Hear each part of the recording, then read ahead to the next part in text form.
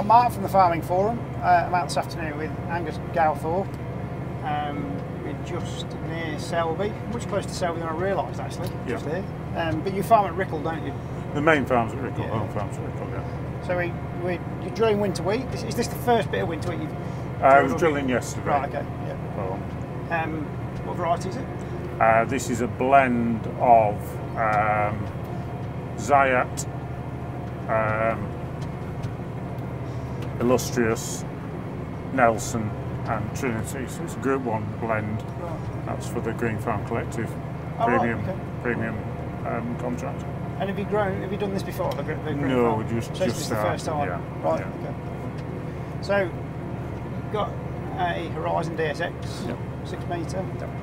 And this third, fourth season with it? This is just starting the third season. Third season. Got in September 22. And you've been direct drilling for quite some time, haven't you? 11 years now. Wow. So quite an advocate of the system then. Yeah. Yeah. And you do some quite interesting things with what we're also putting on as regards fertiliser. Yeah. So what we're doing here then, Angus? So we're putting silicon in into the mix to go with the seed, but because the silicon's highly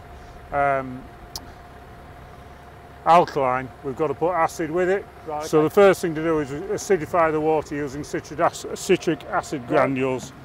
So that's the citric acid granules in, that's the silicon in, and then we put liquid gypsum in as well.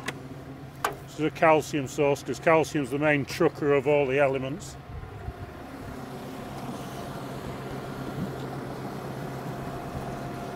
So that's going in 3 litres a hectare. And obviously with your special brew. Yeah. So what rate overall is that going on as a fertiliser and for your? So the Bioplus T from Ava, which I've brewed up in the last 24 hours, that's going on at 50 litres a hectare of the brew. Right. Okay. But made up with water to about 160 litres a hectare total volume. Yeah. And this is something you've been doing for quite a long time, isn't it? Yeah, I've been doing this for 8-9 years now. And what advantage? I mean, obviously, to get to this point, you've tried varying different methods and various different formulations, and I guess you've gone from traditional liquid fert, etc. Yeah, that's it. I mean, it's all. Everybody says the same thing. It's all a learning process. Yeah, it's all learning, and as the soil changes, you can change what you're doing. And I guess you're refining the process overall, aren't you? To get it, and you find are you using less inputs as you've gone through this process? Have your overall inputs reduced? Do you think? Yeah. I mean, we've got to a point now where we're not using any fungicides, not using any insecticides, not using any bulk compound P and K, not using any plant growth regulators, reduced herbicides / nitrogen. Yeah. So our input costs are significantly down. So I've put water into the tank to make it up to. I need 200 do the water first, and I need 275 litres of brew. Okay. So I'll put that in, and then if we need a bit more water, top it up. So what we have, so overall then, will this get a PGR? Will this get a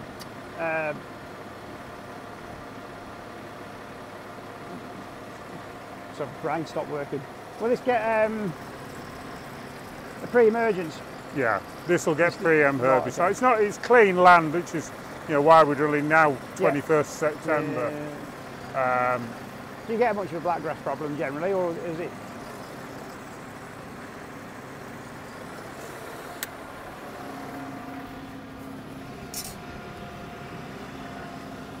Sorry, say again. Have you seen a reduction in things like your blackgrass and that sort of thing overall? Yeah. And that is that purely, you think that's just down to the improved soil health and the way you're managing it? Improved soil health, and just through not disturbing it, so we're not mixing that seed into any depth. So any seed that comes in or drops off any backgrass plants within the field stays on the surface. Yeah, doesn't get covered up. Yeah. The residual herbicides only work in the top 50 mil of soil. So if you mix the blackgrass seed below that, it's there for another day. Yeah. It'll come through, it'll actually grow through, because for the herbicide to work, the roots of the blackgrass or whatever you're targeting needs to be in the zone of the herbicide. Yeah. So if it's germinating from below 50 mil, the roots are below the residual herbicide, doesn't work. Do anything. Yeah. We've had blackgrass come in from other fields, from neighbouring fields. Seen it one year, oh my God, where the hell's that come from? It's come from the neighbouring field, blown off the crop or blown off the back of the combine. It's been very bad first year, we've maybe glyphosated an area off. Second year it's been okay, roguable. Third year it's gone. Oh, okay. I mean, if it's already in the field, then it's a longer process, but if it comes in, you can soon get rid of it.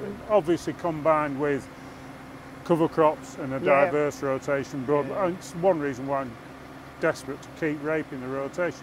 Yes, it's not a really cleaning crop, but it's a broadleaf within the rotation, so it gives us other chemistry to use if we need to do. And I guess you must bale all your straw for your cattle use then? We only bale what we need for the cattle. Right.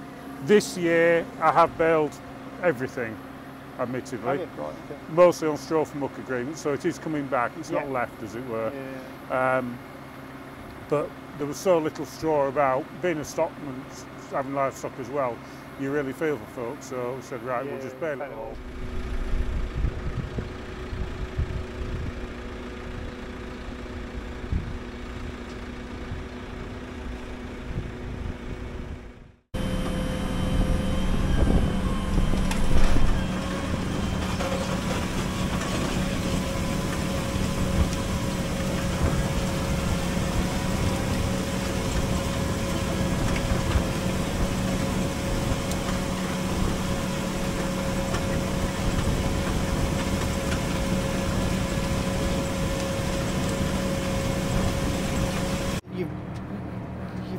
You've been playing with different mixes of additives, fertilisers. Is that throughout the whole of the direct drilling 11 years, or is this just evolved to where it is today? It's an evolution. You know, we started trimming rates back, you know, from conventional when we strip tilled. The first 2 years we strip tilled. Now after that it's all been disc drilled. So we trimmed rates back and just started playing about. So we got feed weight, group 4 feed weights down to 130 kilos a hectare. Wow. And then without yield loss. And then we started with putting the brews down and really embraced things wholly. Sort of did the brews for a couple of years, and then we started with the foliar nitrogen 4 years ago. So we slashed our sort of soil applied nitrogen to 40 kilos a hectare first pass, and that was it. And then everything else done foliar sprays. And is that still where it is now? We've played about. It worked great first couple of years, and then it sort of tailed off. I think partly because our readily available soil nitrogen bank has decreased. It's also been partly down to the weather, and timing is so difficult. And you're relying on soil biology working with you, and with the seasons we've had, the extreme wet of 23 or spring 24, the extreme dry of spring 22. You know, everything's all over the place. So it conspired against you, really. Conspired against us, and you know, in a normal season, things would be very different. So we are pushing nitrogens back up because we've got to de-risk. And whilst it's great to play about, I don't have a great deal of time to sort of run lots of trials, and I don't have yield monitoring on the combine, which is a shame, and I would love to have. So we're pushing nitrogens back up and relying a bit more on soil applied nitrogen. We'll still do the foliars, but the foliars will be a smaller percentage of our mix to de-risk. Because with the weather pattern, well, what's a normal year now? Is last year going to be a normal year? Are we going to get these 22s, 23s more regularly, more frequently? I mean, we're currently... Who knows? Yeah, we're heading towards the end of September now while we're doing this, and it's 20 odd degrees out there. Yeah, it just dropped to 19 degrees now at 5:15 in the afternoon. We're crying out for rain, a sensible amount of rain. We're crying out for rain. We have to re-drill the rape because I drilled it on the 8th of August and it never grew, or only 10% grew because it was so dry. So we re-drilled it 3 weeks ago now and it's coming away nicely. We had a good rain just after I drilled it. That was part of the plan. Meanwhile, down southwest in Herefordshire, they've got 50 mil an hour and they've really struggled getting harvest together because it's been so bloody wet. And it's been very sporadic. 150 mile away.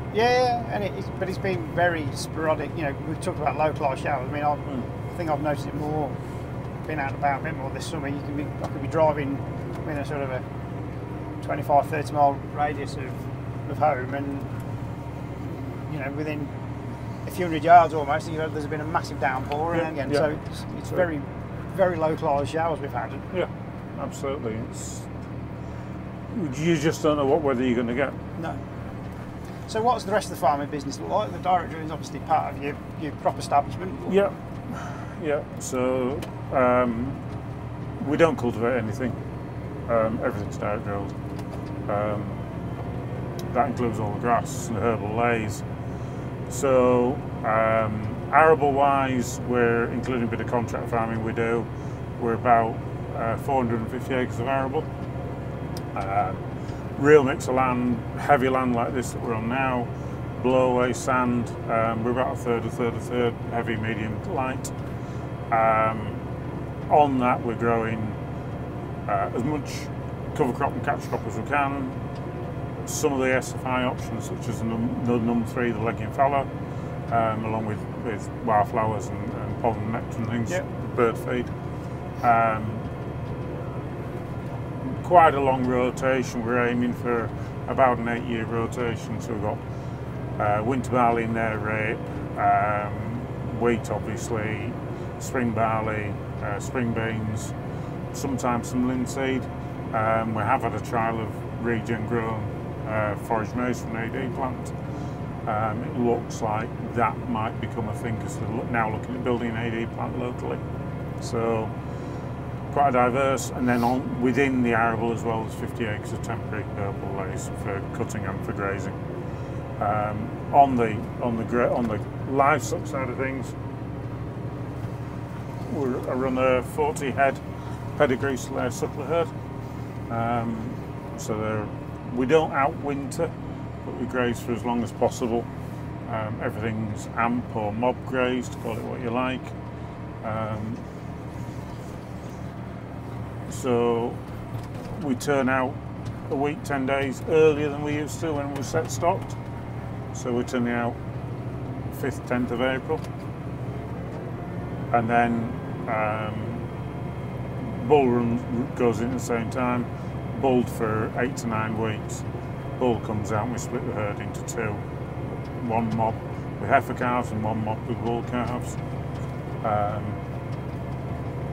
Bring them back in and wean mid-October and foot trim, etc., and then the cows go back out for as long as possible, or as long as sensible. Again, that's generally early to mid-November, so we're gaining another month at the end of the grazing season. So we've reduced our housing period 6 weeks. We no longer buffer feed the cows whilst they're out. We don't need to because we've got grass, and we no longer creep feed the calves either. And we haven't seen a reduction in weaning weights. We are breeding for milk, as well as the easy calving and the temperament. We are breeding for milk, and that's what we do. Sell our stock bulls that we sell on as one of the main attributes.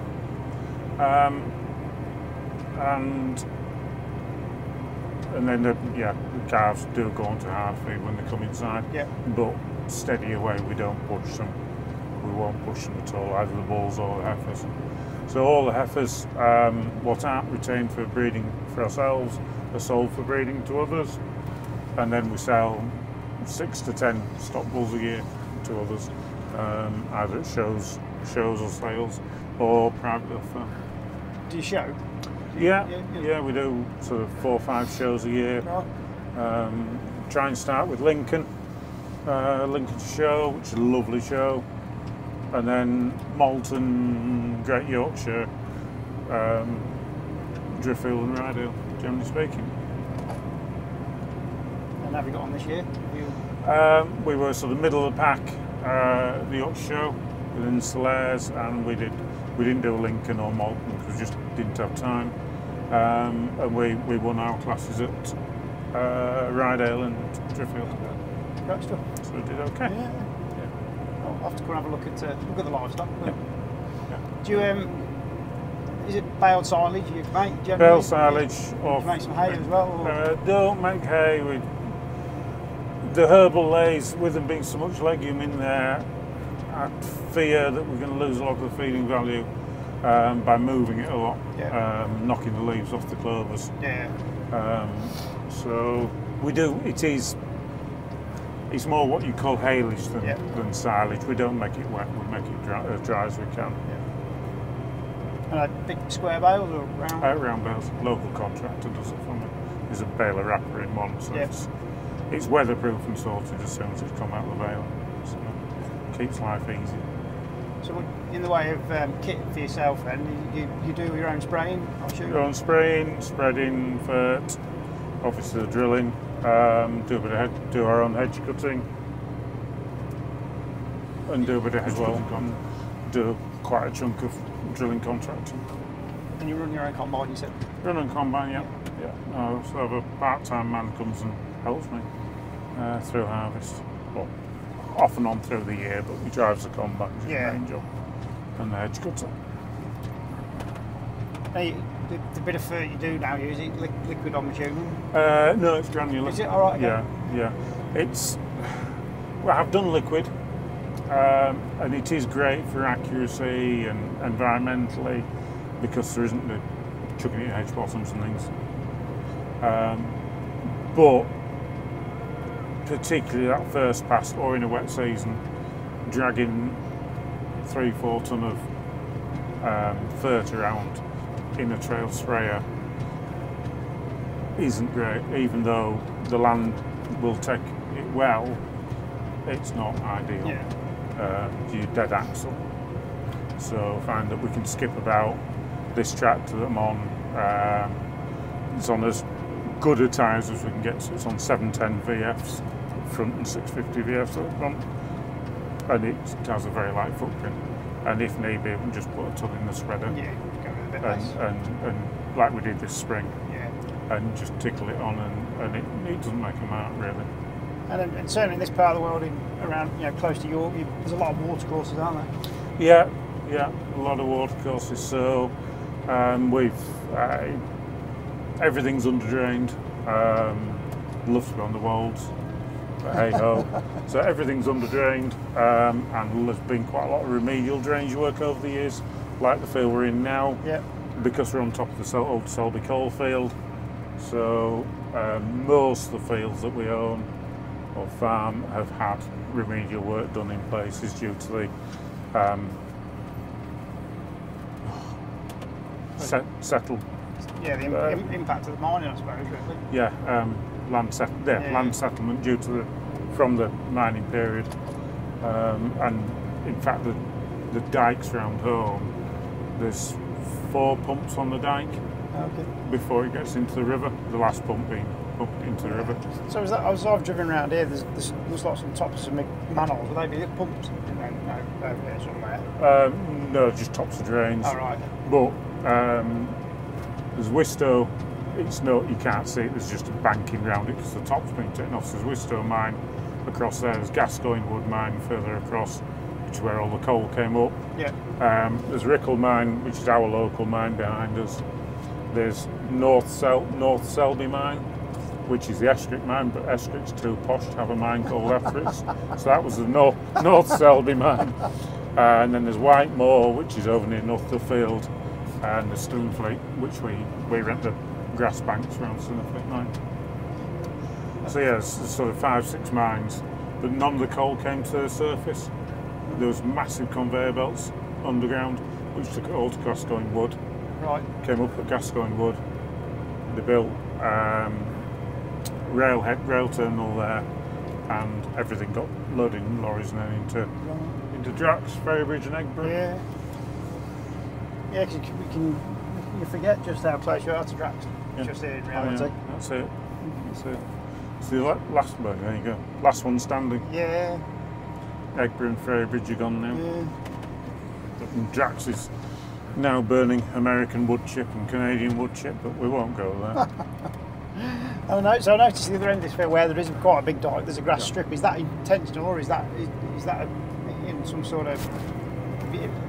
Is there a reason for that? Is that? It's my.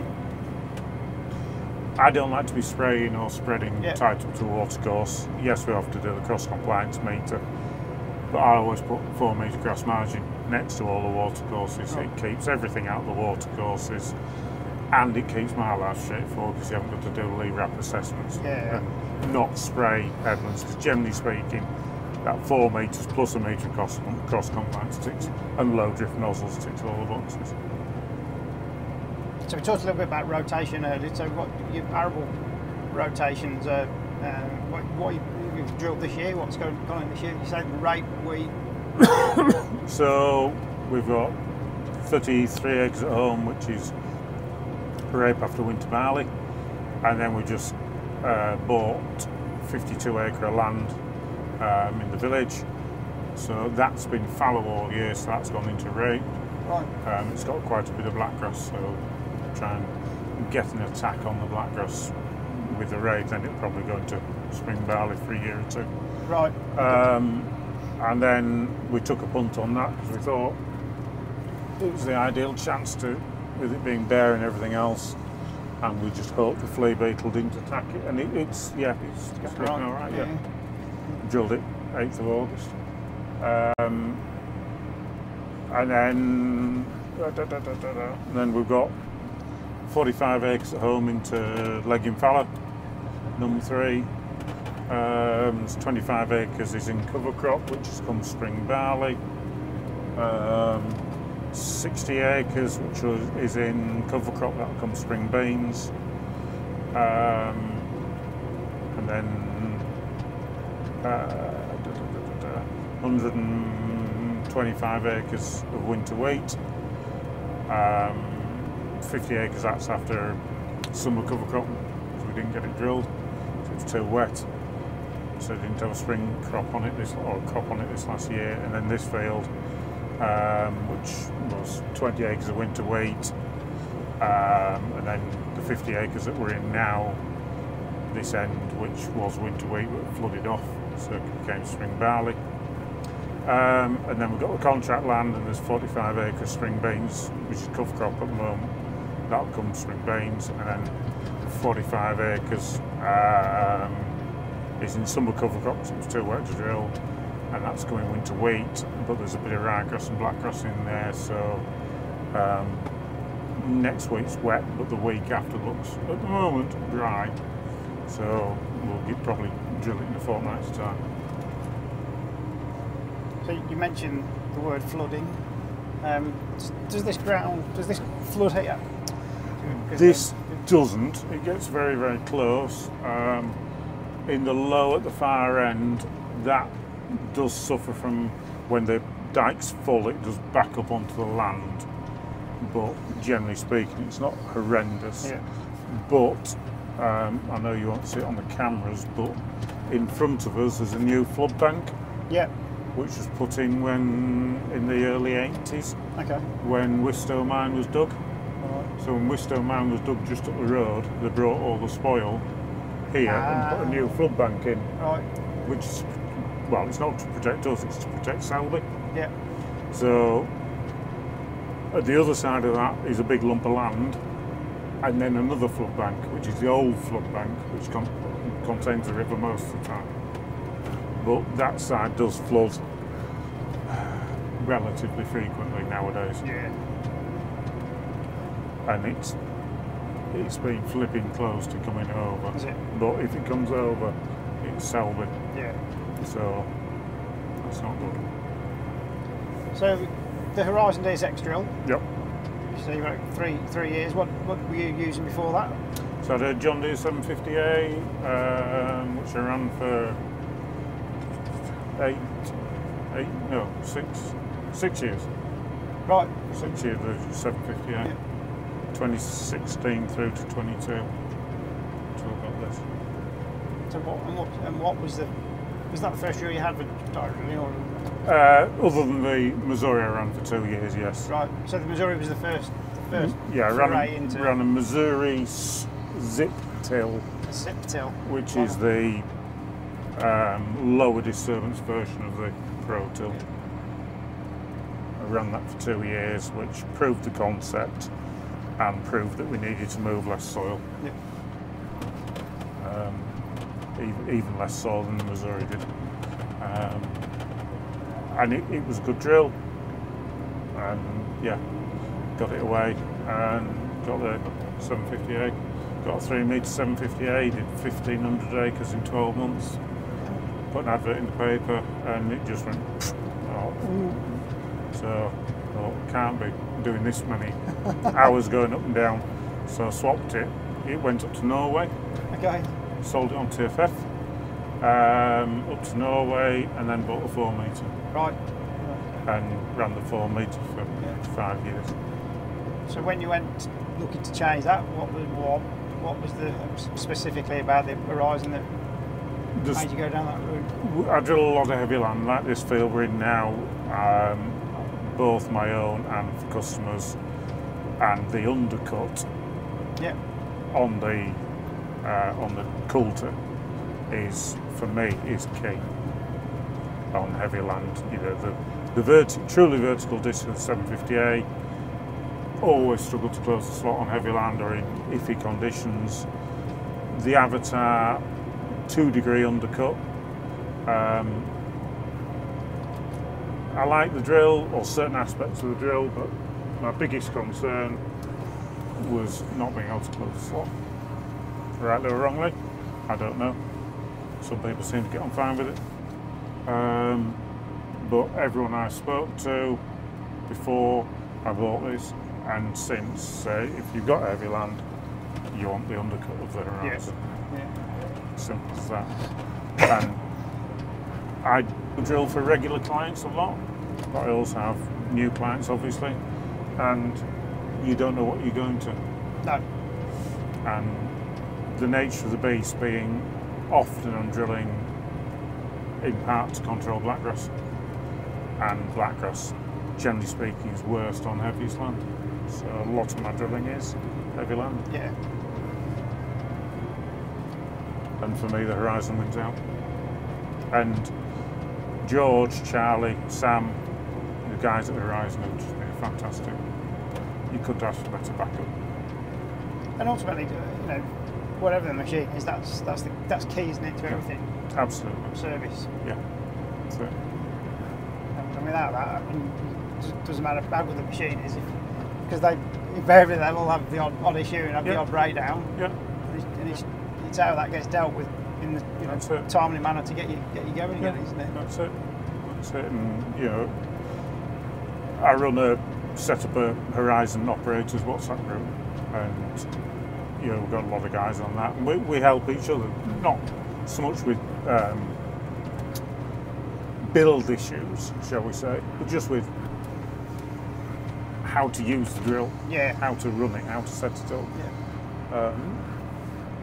And often you can get a response on the group within seconds, which, with all due respect to Horizon, the staff are great, but they can't be on the end of the phone permanently 24/7. No, it's an unrealistic to think that's the case really, isn't it? Yeah. And it does do it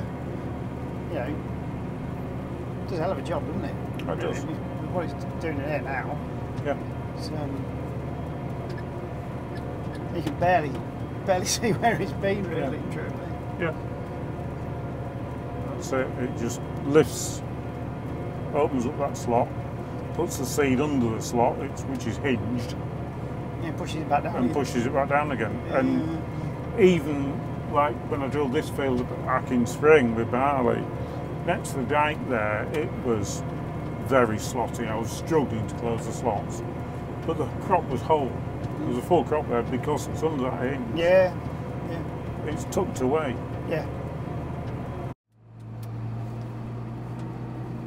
Well, thanks for inviting me out today, Angus. It's been great to see you. Pleasure. I hope the rest of the drilling season goes as well as this is going in. Fingers crossed. Indeed. And I'll look forward to come back out and see when you've got there's a bit of stuff grown, and we'll have come to the farm and have a look at the cattle. And, That'll be grand. Yeah. Thank you very much. We'll see you soon. Pleasure. Thanks. Thanks. Cheers.